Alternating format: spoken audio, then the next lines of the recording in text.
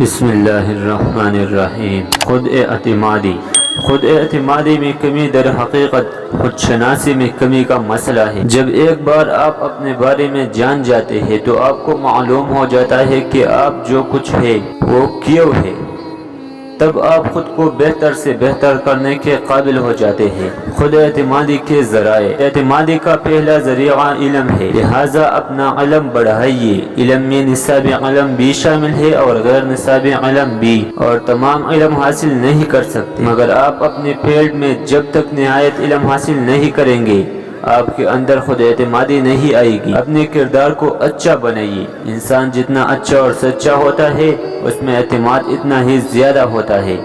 ڈر اس میں ہوتا ہے جو چور ہوتا ہے۔ کہا جاتا ہے کہ چور کی داڑھی میں تنکا، اس کا مطلب ہے چور کے دل میں ڈر ہوتا ہے۔ ہم جتنا خود کو سمجھیں گے اتنا ہی اعتماد زیادہ آئے گا۔ سقراط کو کسی نے گالی دی، وہ مسکرانے لگا۔ کسی نے کہا کہ تمہیں شرم نہیں آتی کہ کوئی تمہیں گالی دیتا ہے اور تم مسکراتے ہو؟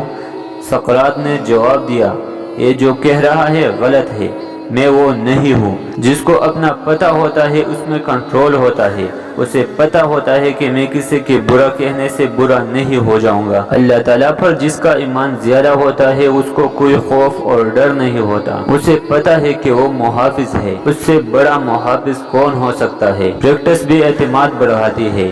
ہر وہ چیز جس کو بہتر کیا جا سکتا ہے اس کی پریکٹس ضرور کیجیے۔ جب زیادہ پریکٹس کرنے والا کرکٹر میدان میں جاتا ہے تو اس کا اپنے آپ پر زیادہ اعتماد ہوتا ہے۔ جب زیادہ مشق والا امتحانات میں بیٹھتا ہے تو اس میں زیادہ اعتماد ہوتا ہے کہ وہ اپنا پیپر اچھی کر لے گا۔ اگر آپ بھی زندگی میں کچھ بننا چاہتے ہو تو اپنے آپ پر اعتماد رکھو، اور اعتماد کے لیے محنت ضروری ہے۔ جب آپ محنت کرنے لگو گے تو آپ کا اپنے آپ پر اعتماد خود بخود پیدا ہو جائے گا۔